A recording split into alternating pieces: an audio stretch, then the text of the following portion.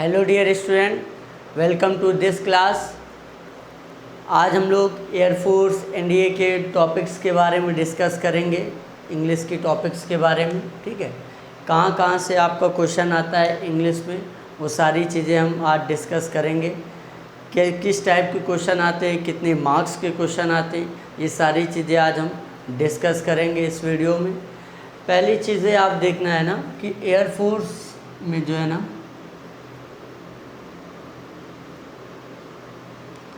Air force हो या NDA हो, बोथ आर, एयरफोर्स हो चाहे एनडीए हो, दोनों का सिलेबस लगभग इंग्लिश में सेम चलता है।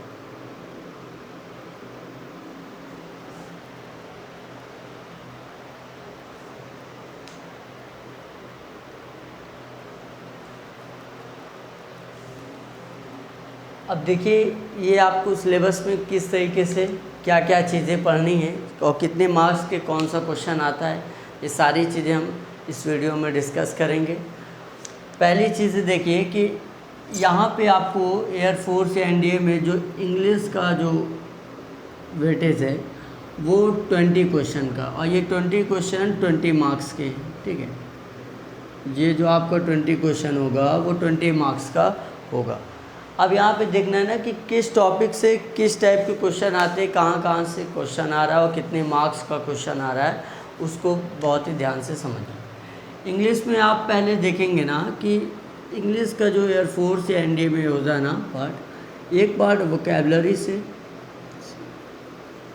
और एक जो है आपका ग्रामर से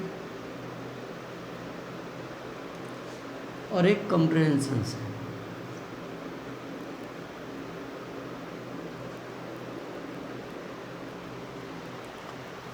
वोकैबुलरी से लगभग 5 मार्क्स का क्वेश्चन आता है, ग्रामर में लगभग 5 से 7 मार्क्स का आपको वोकैबुलरी में क्वेश्चन आता है। उसके बाद ग्रामर में लगभग 10 से 11 मार्क्स के क्वेश्चन आते हैं।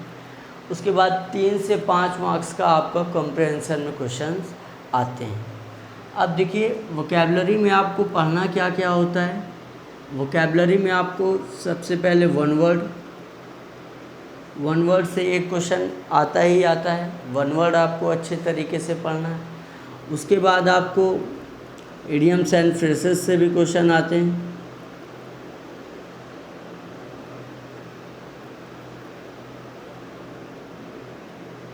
इडियम एंड फ्रेजेस से क्वेश्चन आता है, एक क्वेश्चन वन वर्ड से आता है और एक क्वेश्चन इडियम एंड फ्रेजेस से आता है। एंड देन फिर सिनोनिम्स एंड एंटोनिम से भी क्वेश्चंस आते हैं। ठीक है, तो ये वोकैबुलरी का सेशन है जिसमें से आपको वन वर्ड भी पढ़ना है, इडियम एंड फ्रेजेस भी पढ़ना है और सिनोनिम्स और एंटोनिम्स भी पढ़ना है। उसके बाद आपको एक क्वेश्चन आता है, ये हमेशा से आता हुआ है, स्पेलिंग एरर का। एक क्वेश्चन आपको स्पेलिंग एरर का भी दिखता है। तो वोकैबुलरी से यहाँ से आपके क्वेश्चन आएंगे कि वन वर्ड से आ सकता है, इडियम फ्रेजेस से आ सकता है, सिनोनिम्स एंटोनिम्स से आ सकता है और स्पेलिंग एरर से आ सकता है। मैं आपको सारी चीज़ें प्रोवाइड कराऊंगा, सारी चीज़ें क्लास में याद करा दूंगा, ये सारी चीज़ें बस ध्यान से देखना है ना। अब ये वोकैबुलरी सेशन जो है, ये वोकैबुलरी का जो पार्ट है, ये लगभग 5 मार्क्स का आता है। 5 से 7 मार्क्स भी हो जाते हैं, लेकिन अप्रॉक्स 5 मार्क्स का ये क्वेश्चन आता है। उसके बाद हम ग्रामर को अभी देखते हैं, पहले उससे पहले कॉम्प्रिहेंशन में जाते हैं। इसमें आपको एक अनसीन पैसेज आता है।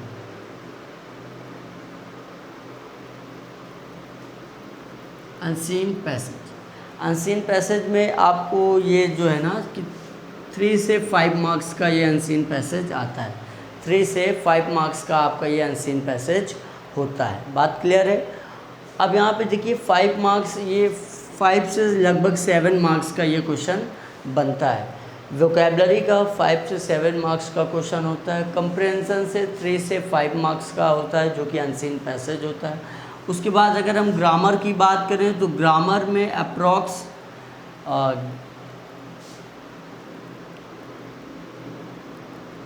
10 से 11 मार्क्स के क्वेश्चन बनते हैं। ग्रामर में 10 से 11 मार्क्स के क्वेश्चन बनते हैं। तो आप देख सकते हैं 10, 5, 15, 5, 20 मार्क्स के क्वेश्चन आपके सामने बन गए। अब ग्रामर में आपको देखना है ना कि कौन कौन सा टॉपिक आपको पढ़ना है। ग्रामर में सारे टॉपिक्स बहुत इम्पॉर्टेंट टॉपिक्स होते हैं, इसलिए आप बिल्कुल ध्यान से सारे टॉपिक्स को पढ़ेंगे। अब ग्रामर में पहले मैं आपको बता दूं कि कौन कौन सा टॉपिक आपको इस सिलेबस में पढ़ना है। सबसे पहले अगर बात करें तो आपको पार्ट ऑफ स्पीच से अगर बात करें तो पार्ट ऑफ स्पीच से आपको नाउन पढ़ना है, फिर प्रोनाउन पढ़ना है।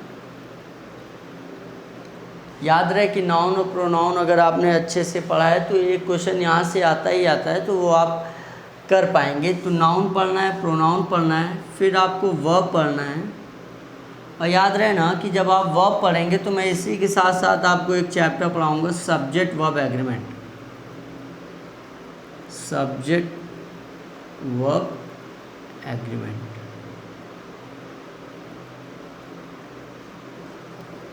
इस वर्ब को भी पढ़ाने के बाद मैं आपको सब्जेक्ट वर्ब एग्रीमेंट पढ़ाऊँगा, जो मोस्ट इम्पॉर्टेंट टॉपिक है आपके सिलेबस में। बात क्लियर है? उसके बाद देखिए नाउन प्रोनाउन वर्ब के बाद आपको थोड़ा सा एडवर्ब भी पढ़ना है। थोड़ा सा क्या पढ़ना है? एडवर्ब भी पढ़ना है आपको। उसके बाद आपको एडजेक्टिव पढ़ना है।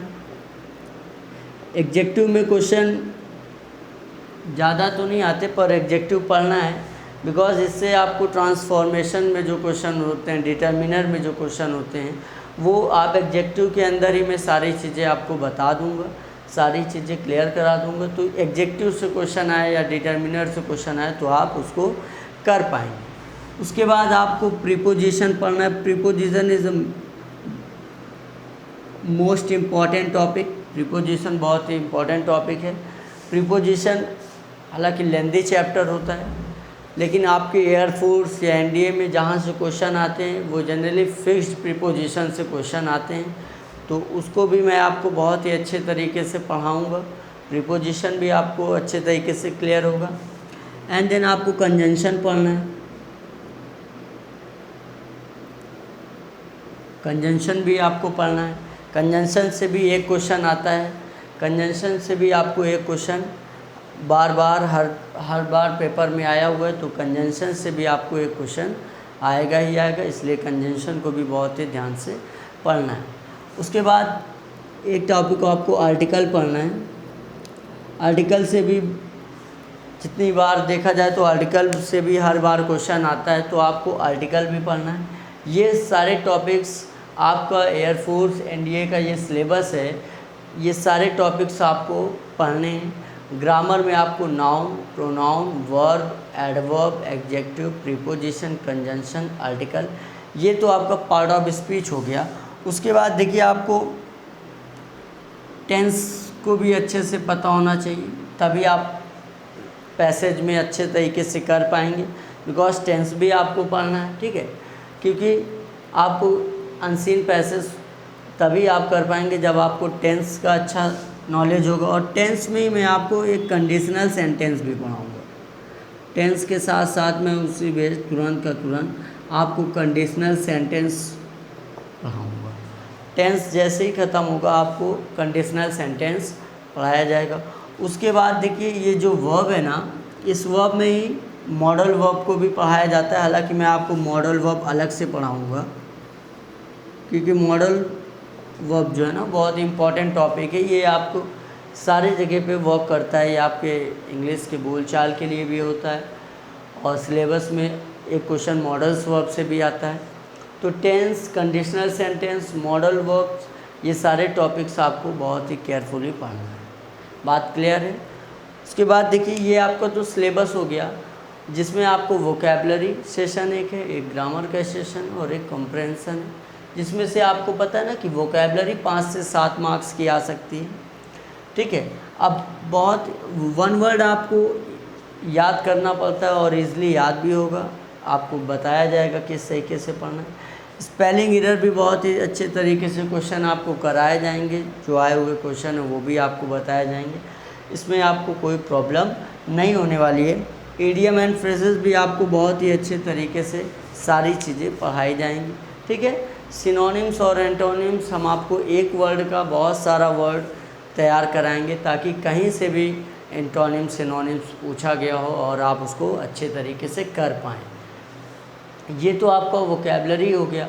उसके बाद ग्रामर में आपको बहुत ही ध्यान से सारे जो भी आपको मैंने यहाँ पे टॉपिक्स लिखे हैं, चाहे noun, pronoun, verb, adverb, adjective, preposition, conjunction and article, ये सारे topics, modals verb, conditional, tense, ये सारे टॉपिक्स आपको बहुत ही केयरफुली एक एक टॉपिक को आराम से अच्छे तरीके से पढ़ाया जाएगा। क्लियर है? उसके बाद जब ये सारे टॉपिक्स आपको क्लियर हो जाएंगे तो जो कॉम्प्रहेंशन का ये जो पार्ट है अनसीन पैसेज, ये आप अगर ये सारे टॉपिक्स क्लियर होंगी तो आप इसको कर पाएंगे, और मैं आपको साथ ये इस चीज़ को अच्छे तरीके से पढ़ाऊँगा भी, कराऊँगा भी। बात क्लियर है? चलिए आज इसमें से कुछ एक टॉपिक्स को उठाते हैं हम। सबसे पहले, हालांकि वोकैब सेशन में आपको बीच बीच में कराता रहूँगा, ठीक है, वोकैब सेशन होता रहेगा, आपका वर्क है कि उसको आप लर्न करते रहें, सीखते रहें, जिस तरीके से सिखाया जाएगा आप उसको सीखते रहें और वोकैब सेशन को अच्छे तरीके से लर्न करते रहें, पढ़ते रहें। आपका मैं ग्रामर टॉपिक्स एक अभी उठाता हूँ, आपको अच्छे तरीके से उसके बारे में समझाता हूँ, ठीक है। सबसे पहले अगर बात करें ना, तो कहीं ऐसा नहीं होता ना कि आप 20 से स्टार्ट कर दें, 20 से स्टार्ट करेंगे तो आप आगे की चीज़ें, बेसिक चीज़ें ना क्लियर होंगी तो आगे चल के फिर समझ में नहीं आएगी। इसलिए आपको बिल्कुल बेसिक से मैं आपको स्टार्ट करता हूँ, सारी चीज़ें बहुत अच्छे से क्लियर होंगी, ठीक है। इसको आप नोट कर लीजिए।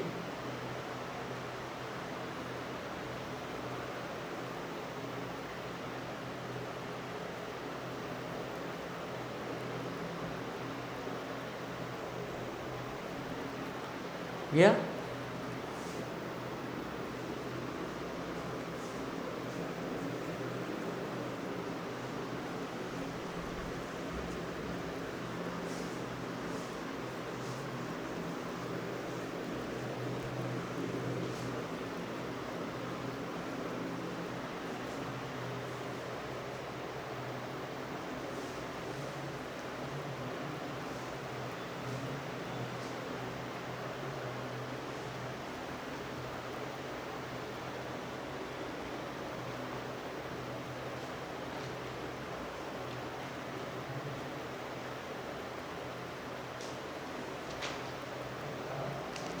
चलिए स्टार्ट करते हैं।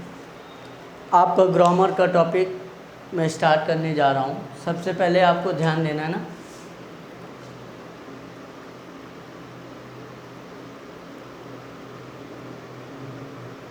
नाउन।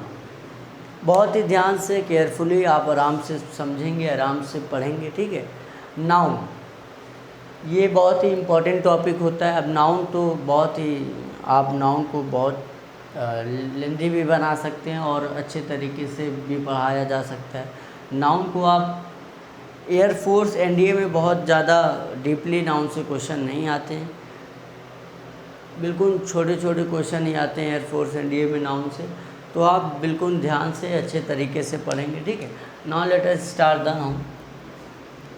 देखिए सबसे पहले अगर देखा जाए कि नाउन एक्चुअल में है क्या, नाउन है क्या, तो आपने पढ़ा होगा ना कि the name of person, place और thing is called noun. Yes, यही नाउन है। कि आप सिंपली ऐसा बोल सकते हो ना कि noun is a naming word. आप बोल सकते हो कि noun is a naming word, noun is a naming word, यानी नेमिंग वर्ड ही नाउन, ठीक है। अब आपने पढ़ा भी है, बचपन में भी ये चीज़ें पढ़ी है ना कि हम जितने भी नाम हैं वो नाउन है, यानी किसी पर्सन का नाम होगा तो वो नाउन होगा, किसी प्लेस का नाम होगा तो वो नाउन होगा, किसी थिंग का नाम होगा तो वो नाउन होगा। अब इन सारी चीज़ों के अलावा और किसी भी चीज़ का नाम होगा तो वो नाउन होगा। यानी आपके वर्ल्ड में जितने, यूनिवर्स में या आप बोल सकते हैं वर्ल्ड में जितनी भी चीज़ें हैं वो सारी चीज़ें नाउन हैं, बिकॉज सारी चीज़ों का कुछ ना कुछ एक नाम है, और जब नाम है तो वो अपने आप में क्या है, नाउन है। बात क्लियर है? अगर आप बात करें ना तो सिंपल सी डेफिनेशन जो आप पढ़ते आ रहे हैं, यही पढ़ते आ रहे हैं ना कि noun is the name of person, place और पर्सन, प्लेस और थिंग। ये सिंपल सा डेफिनेशन है। यानी किसी भी पर्सन का नेम होगा तो वो नाउन होगा, किसी प्लेस का नेम होगा तो वो नाउन होगा, किसी भी थिंग का नेम हो तो वो भी क्या है, एक नाउन है। ठीक है, यानी कुल मिला के ये बातें होती है ना कि जितने भी आपके पास नेम है वो सारे के सारे नेम क्या है, नाउन। अब याद रहे ना, आप इस थिंग से भाई कोई भी पर्सन होगा उसका नेम आप समझते हैं, कोई भी प्लेस होगा, जैसे पर्सन की अगर बात करूं तो जैसे मेरा नाम राजीव है, मैं एक पर्सन हूं तो मैं भी एक नाउन। अगर प्लेस की बात करूं, जैसे आप जानते हो दिल्ली एक प्लेस है, मुंबई एक प्लेस है, तो ये सारे के सारे नाउन। अब थिंग में आप क्या क्या क्या चीज़ें देखते हैं, जैसे ये मार्कर है, थिंग है तो ये एक नाउन, टेबल है, टेबल एक नाउन। ठीक है, ये सारी चीज़ें नाउन। लेकिन थिंग में आपको कुछ और भी चीज़ें इंक्लूड करनी है, जैसे क्वालिटीज़।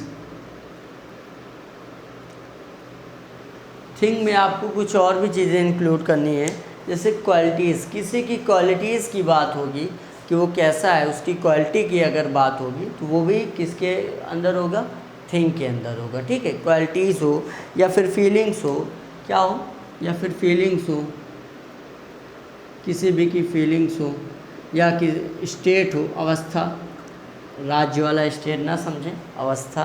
तो ये सारी चीज़ें किसके अंदर होता है, थिंग के अंदर। ठीक है, आप सिर्फ थिंग से ऐसा ना समझे कि टेबल, चेयर, पेन, पेंसिल यही थिंग है।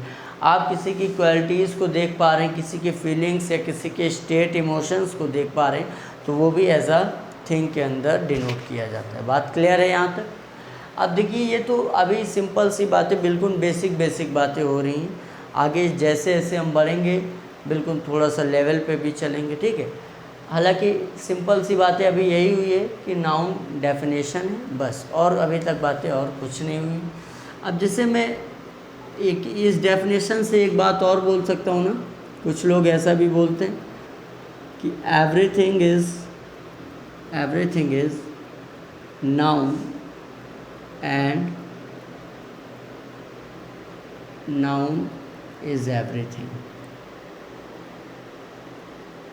Everything is noun and noun is everything. जो ऊपर डेफिनेशन लिखा है सेम उसी, जो इसका मतलब वही इसका भी मतलब है। हमने आपको बताया कि किसी भी पर्सन का नेम होगा तो वो नाउन होगा, किसी प्लेस का नेम होगा तो वो नाउन होगा, किसी भी थिंग का नेम होगा तो वो नाउन होगा। यानी जितनी भी चीज़ें हैं आपके पास, अगर उसका कुछ ना कुछ नेम है तो वो अपने आप में क्या है, एक नाउन है। बात क्लियर है? उसके बाद देखिए, इस डेफिनेशन का मतलब क्या है कि everything is noun and noun is everything. यानी सारी चीज़ें नाउन है और नाउन ही सारी चीज़ें। तो वही चीज़ें हैं, बस ऐसे भी बहुत जगह लिखा दिखेगा, तो आप इससे ना घबराइए कि ये गलत है, ये सही है, ये सही या ये गलत, ऐसा नहीं। बात क्लियर है? अब देखिए, अगर नाउन की एग्ज़ाम्पल की बात करूँ ना, तो बहुत सारे एग्ज़ाम्पल, बहुत सारे, जितने आप लिख सकते हो उतने लिखते जाओ, ख़त्म ही नहीं होंगे। क्योंकि जितने भी नेम हैं वो सारे के सारे नाउन के ही एग्ज़ाम्पल है, वही नाउन है। तो अगर आप पर्सन की बात करें तो कोई भी पर्सन होगा वो अपने आप में नाउन होगा। जैसे राम लिख दिया, राहुल लिख दिया, ये सब क्या है, किसी न किसी का नेम है, ये पर्सन है तो ये नाउन है। उसके बाद जैसे मैं अगर बात करूं बॉय, बॉय भी एक क्या है, नाउन। ठीक है, बॉय भी एक क्या है, नाउन। उसी तरीके से अगर मैं बात करूं, जैसे गीता लिख दिया या सीता लिख दिया या गर्ल लिख दिया, ये सारे के सारे क्या है, नाउन। ये सारे के सारे नाउन, ये सारे के सारे किस चीज़ को डिनोट करते हैं, पर्सन को डिनोट करते हैं। बात क्लियर है? उसके बाद अगर मैं बात करूं प्लेस की, तो प्लेस की बात करूं तो जैसे दिल्ली एक प्लेस है, मुंबई एक प्लेस है, दिल्ली एक प्लेस है, मुंबई एक प्लेस है ना, लखनऊ एक प्लेस है, ये सारे के सारे प्लेस है। तो ये प्लेस का भी नाम क्या होता है, नाउन ही होता है। ठीक है, किसी भी थिंग की बात करूं तो वो भी अपने आप में क्या है, नाउन। ठीक है, इसी तरीके से और भी, जैसे किसी भी प्लेस की बात करूं तो वो भी अपने आप में क्या है, सॉरी थिंग की बात करूं तो वो भी अपने आप में नाउन। जैसे चेयर एक थिंग है ना, टेबल एक थिंग है, पेन एक थिंग है। तो जितने भी थिंग्स होंगे वो सारे के सारे क्या हैं, नाउन। बात क्लियर है? तो अभी आपने देखा ना कि नाउन क्या होता है और नाउन के कुछ एग्जाम्पल है, बाकी और मैंने अभी आपको कुछ नहीं बताया, ठीक है। अब नाउन वर्क किस तरीके से करता है, कोई भी सेंटेंस में या कोई भी जो भी अभी आपको एग्ज़ाम में क्वेश्चन आने वाले हैं, वहाँ पे सेंटेंस पे किस तरीके से नाउन वर्क करेगा, क्या एरर बनेगी, वो सारी चीज़ें हम आगे की क्लासेस में डिस्कस करते हुए आगे चलते चलेंगे। बात क्लियर है? इसको नोट कर लीजिए।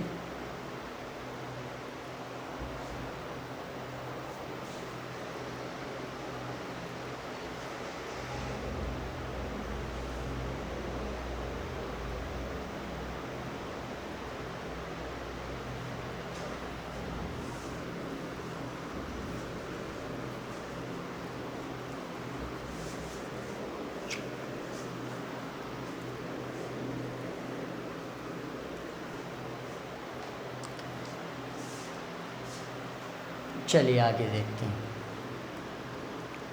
देखिए मोस्टली नाउन का वर्क होता है ना, या तो वो सब्जेक्ट की पोजीशन पर होता है या वो ऑब्जेक्ट की पोजीशन पर होता है, ठीक है। तो नाउन या तो सब्जेक्ट बनता है या तो ऑब्जेक्ट बनता है। ये बातें तो अंडरस्टूड है, ये चीज़ें समझ में भी आती है। बिकॉज सब्जेक्ट क्या होता है, सब्जेक्ट डूअर होता है, जो सेंटेंस में करने वाला होता है वो सब्जेक्ट होता है। तो करने वाला या तो नाउन होगा या तो प्रोनाउन होगा। ये चीज़ें अंडरस्टूड है। उसके बाद देखिए आपको नाउन किस तरीके से पढ़ना है। पहले मैं नाउन को 4 कैटेगरी में डिवाइड कर देता हूँ, ठीक है। There are 4 types of noun में मैं इसको डिवाइड कर देता हूँ कि आपको नाउन किस तरीके से पढ़ना है। पहले तो आप देख लीजिए कि नाउन को 4 टाइप्स में हमने अलग अलग डिवाइड कर दिया। पहले आपको नाउन का नंबर पढ़ना है, ठीक है। नाउन का नंबर पढ़ना है। क्या पढ़ना है? नाउन का नंबर पढ़ना है। बात क्लियर है? पहले आपको नाउन का नंबर पढ़ना है एंड देन फिर आपको नाउन का जेंडर देखना है। नाउन में आपको जेंडर भी पढ़ना होता है, ठीक है। नाउन नंबर पढ़ेंगे आप, फिर नाउन जेंडर पढ़ेंगे एंड फिर आप नाउन नंबर नाउन जेंडर के बाद आप देखेंगे कि नाउन के टाइप्स क्या हैं। नाउन के टाइप्स क्या हैं। बात क्लियर हो रही है? पहले आप नाउन नंबर देखेंगे, फिर आप नाउन जेंडर देखेंगे, फिर आप नाउन टाइप्स देखेंगे। सारी चीज़ें बहुत ध्यान से पढ़ेंगे, सारी चीज़ें सीख जाएंगे। बस अच्छे तरीके से आपको पढ़ना है। फिर उसके बाद आप नाउन में एक पार्ट देखेंगे केस, ठीक है। नाउन में एक चीज़ें और पढ़ाई जाती है केस, जिस सब्जेक्टिव केस होता है, ऑब्जेक्टिव केस होता है, पॉजेसिव केस होता है, ठीक है।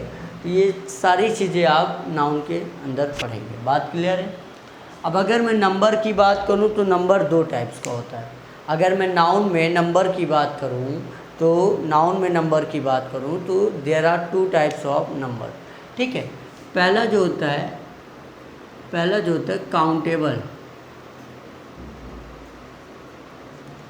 काउंटेबल नंबर या काउंटेबल नाउन भी आप इसको बोल सकते हैं, ठीक है। काउंटेबल नंबर या काउंटेबल नाउन, ठीक है। दूसरा आपको पढ़ना है अनकाउंटेबल, ठीक है। अनकाउंटेबल नंबर या नाउन। नंबर में आपको बस यही 2 चीज़ें पढ़नी हैं कि काउंटेबल क्या है और अनकाउंटेबल क्या है। अभी हम सारी चीज़ों को बहुत अच्छे तरीके से पढ़ेंगे, उससे पहले हम सारी चीज़ों को लिख लें कि क्या क्या चीज़ें हमें पढ़नी है, ठीक है। आ जाते हैं हम जेंडर में, ठीक है। जेंडर में आपको 4 टाइप्स का जेंडर पढ़ना है, ठीक है। एक होता है मैस्कुलिन जेंडर, एक होता है फेमिनिन जेंडर, एक होता है common gender and last neutral gender.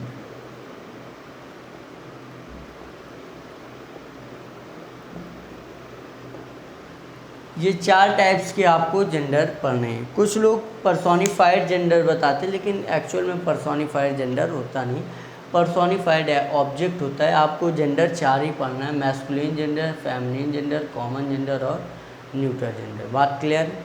उसके बाद देखिए टाइप्स में आपको पता होगा ना कि there are 5 types of noun: proper noun, common noun, collective noun, material noun and abstract noun. बात क्लियर है? तो सबसे पहले हम एक एक को लिख लेते हैं। Proper noun,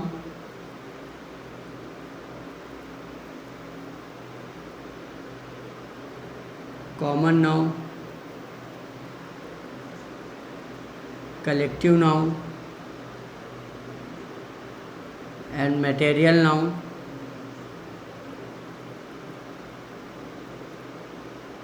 and last abstract noun. ठीक है, ये आपको टाइप्स है जो नाउन के टाइप्स में आपको पढ़ना है: proper noun, common noun, collective noun, material and abstract noun. ये आपके 5 टाइप्स के होते हैं और इन 5 टाइप्स को ध्यान से पढ़ेंगे। फिलहाल अभी हम बेसिक समझ रहे हैं, तो बिल्कुल छोटे छोटे पॉइंट्स हैं, ये तो क्लियर हो ही रहे होंगे, है ना, कि नंबर में आपको काउंटेबल नंबर पढ़ना है, अनकाउंटेबल नंबर। उसके बाद जेंडर में आपको masculine, feminine, common and neutral gender देखना है। ये सारी चीज़ें होती क्या, हम अभी आपको एक एक चीज़ें डिस्कस करते हुए चलेंगे। उसके बाद आपको नाउन का टाइप्स देखना है: proper noun, common noun, collective noun, material and abstract noun. ये सारी चीज़ें एक एक को हम अच्छे तरीके से देखेंगे। उसके बाद देखिए केस में ना, आपको केस में देखिए एक सब्जेक्टिव केस दिखेगा, ठीक है, एक ऑब्जेक्टिव केस, एक सब्जेक्टिव केस हो गया, एक ऑब्जेक्टिव केस हो गया और एक होता है पॉजेसिव केस। ठीक है, पॉजेसिव केस। ये 3 केस आपको नाउन के अंदर पढ़ने हैं। बात क्लियर है? ये 3 केस आपको नाउन के अंदर पढ़ने हैं।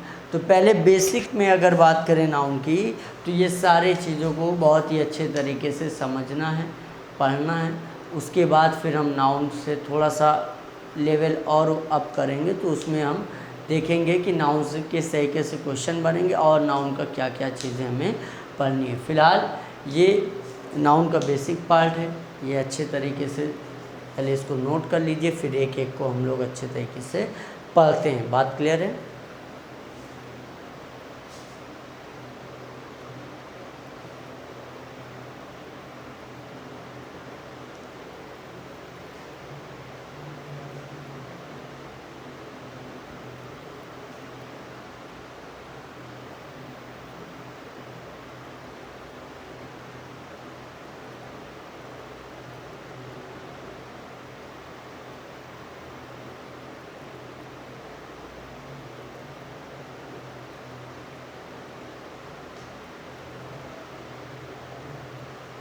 चलिए,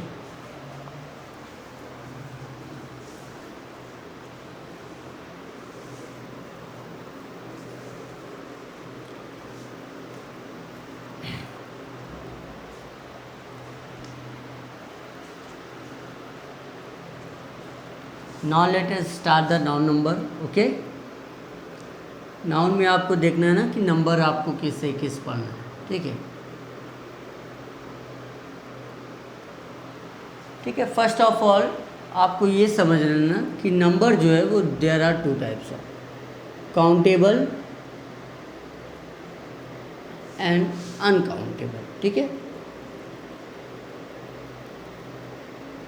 काउंटेबल एंड अनकाउंटेबल। अब काउंटेबल क्या होता है और अनकाउंटेबल क्या होता है वो आपको समझना है। वर्ड से ही क्लियर हो रहा होगा ना कि काउंटेबल यानी जिसे हम काउंट कर सकते हैं, अनकाउंटेबल जिसे हम काउंट नहीं कर सकते। ठीक है, तो ऐसे नाउन जिसको आप काउंट कर सकते हैं वो होता है काउंटेबल नाउन। ऐसे नाउन जिसको आप काउंट कर सकते हैं उसे हम काउंटेबल नाउन बोलते हैं, और ऐसे नाउन जिसको आप काउंट नहीं कर सकते हैं उसको हम बोलते हैं अनकाउंटेबल नाउन। ये तो वर्ड से ही क्लियर है, काउंटेबल और अनकाउंटेबल। ठीक है, तो आप सिंपली ऐसा लिख भी सकते हैं कि दैट कैन बी काउंटेड। जिसे आप काउंट कर सकते हैं उसे आप काउंटेबल नाउन बोलेंगे, और जिसे आप काउंट नहीं कर सकते हैं, that can not be counted, जिसे आप काउंट नहीं कर सकते हैं वो होता है अनकाउंटेबल नाउन। ठीक है, अब ये बातें तो क्लियर हो गई कि चलिए काउंटेबल नाउन क्या और अनकाउंटेबल नाउन क्या है। लेकिन नाउन में काउंटेबल और अनकाउंटेबल कहने का मतलब कि नंबर से किस टाइप से क्वेश्चन बनेंगे वो आपको समझना है। तो नाउन में अगर क्वेश्चन बनता है नंबर से तो वो बनेगा सिंगुलर या प्लूरल। कहने का मतलब सिंगुलर या प्लूरल की एरर आपको देगा। कहीं पे अगर ज़रूरत होगी सिंगुलर की तो वो वर्ड प्लूरल होगा, कहीं पे वर्ड की प्लूरल की आवश्यकता होगी तो वो वर्ड सिंगुलर होगा। तो कहने का मतलब कि नंबर से आपको सिंगुलर से प्लूरल की एरर आएगी। बात क्लियर है? अब आपको समझना है ना कि जिसको आप काउंट कर सकते हो उसी को आप सिंगुलर से प्लूरल बना सकते हैं। जिसको आप काउंट कर सकते हैं आप उसी को सिंगुलर से प्लूरल बना सकते हैं। बिकॉज ये ऐसा होता है ना कि आप जिसको काउंट करेंगे उसी को तो आप एक या एक से ज़्यादा बोलेंगे, है ना। ऐसा तो है नहीं कि जिसको आप काउंट नहीं कर सकते उसको एक बोलें या एक से ज़्यादा बोलें। जिसको आप काउंट नहीं कर सकते ना आप उसको एक बोल सकते हो ना एक से ज़्यादा बता सकते हो। लेकिन जिसको आप काउंट कर सकते हो या तो वो एक आप बता देंगे गिन के कि एक है, या अगर एक से ज़्यादा होगा तो आप बोल देंगे कि मोर देन वर्ड या 2 या 3 जो भी होगा आप उसको बता पाएंगे। तो कहने का मतलब ये कि आप क्या करते हो ना कि काउंटेबल नाउन का हम सिंगुलर से प्लूरल बनाते हैं। ठीक है, काउंटेबल नाउन का सिंगुलर टू प्लूरल होता है। ठीक है, अनकाउंटेबल का नहीं होता। अब क्यों नहीं होता ये बातें याद नहीं रखना है, समझना है क्यों नहीं होता है। बिकॉज अनकाउंटेबल को हम गिन नहीं सकते। अब जिसको हम गिन नहीं सकते हम उसको एक या एक से ज़्यादा नहीं बता सकते। सिंपल सी बातें हैं। जिसको आप गिन सकते हो उसी को आप या तो एक बोलोगे या तो एक से ज़्यादा बोलोगे। बात क्लियर है? तो सिंगुलर क्या होता है? जो केवल एक हो, only one, only one is called singular. ठीक है, प्लूरल क्या होता है? मोर देन वन, एक से ज़्यादा होगा तो वो क्या होगा? प्लूरल हो जाएगा। एक से ज़्यादा हुआ नहीं तो वो चीज़ें वो क्या हो जाएंगी? प्लूरल हो जाएंगी। तो आपको पता होना चाहिए ना कि हम काउंटेबल नाउन का सिंगुलर टू प्लूरल बनाते हैं।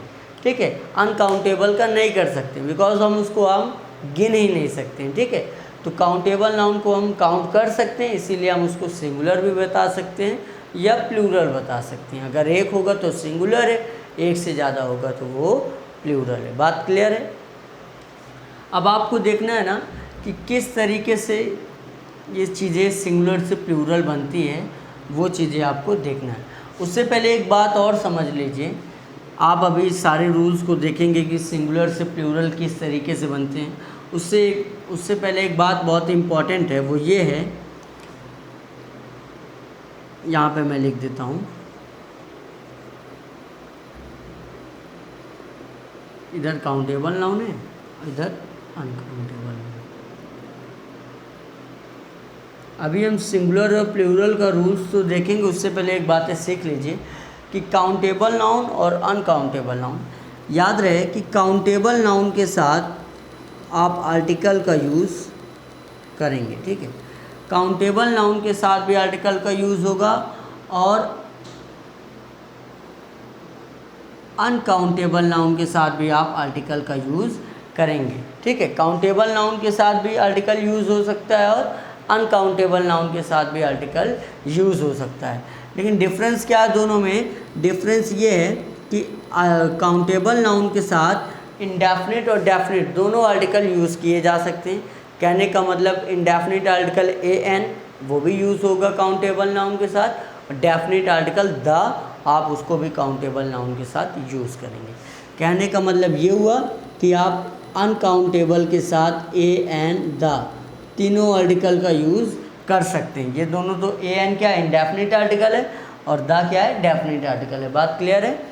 लेकिन अनकाउंटेबल के साथ आप इंडेफिनिट आर्टिकल का यूज़ नहीं कर सकते हैं। ठीक है, सिर्फ और सिर्फ डेफिनिट आर्टिकल का यूज़ करेंगे, वो है क्या? द। इसके साथ आप ए एन का यूज़ नहीं कर सकते हैं। अब ए एन का यूज़ अनकाउंटेबल के साथ क्यों नहीं होगा? क्योंकि ए एन क्या होता है? एक को दिखाता है। किसको दिखाता है? एक को। तो हम जिसको काउंट नहीं कर सकते हम उसको एक कैसे बता सकते हैं?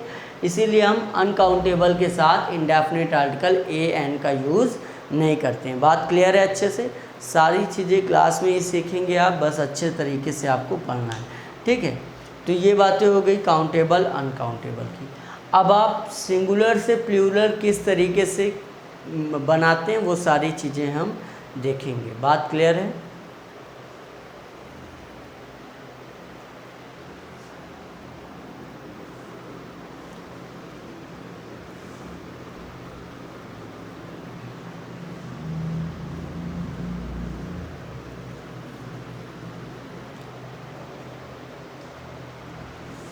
समझिएगा, जैसे आप सिंगुलर से कोई चीज़ को प्लूरल बना रहे हैं ना, जैसे बॉय एक सिंगुलर वर्ड है, इसका प्लूरल होता है बॉयज़, है ना।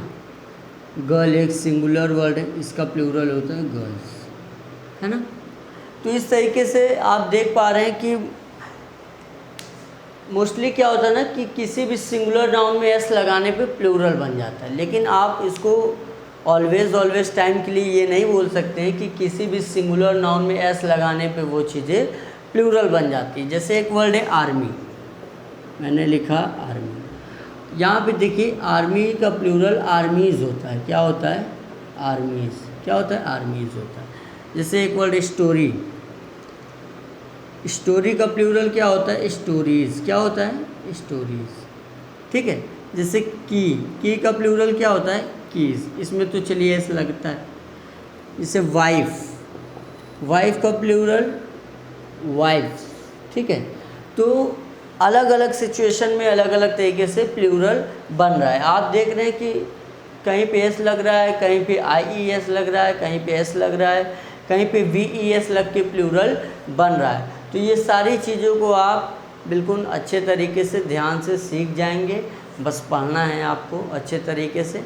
तो आज की क्लास में इतना ही हम समझते हैं। अगली क्लासेस में हम देखेंगे कि नाउन नंबर को सिंगुलर से प्लूरल किस किस तरीके से बनाया जाता है, कि कहाँ पे IES लगता है, कहाँ पे VES लगता है, ठीक है। ये सारी चीज़ें हम अगली क्लास में डिस्कस करेंगे। Okay, now you can relax.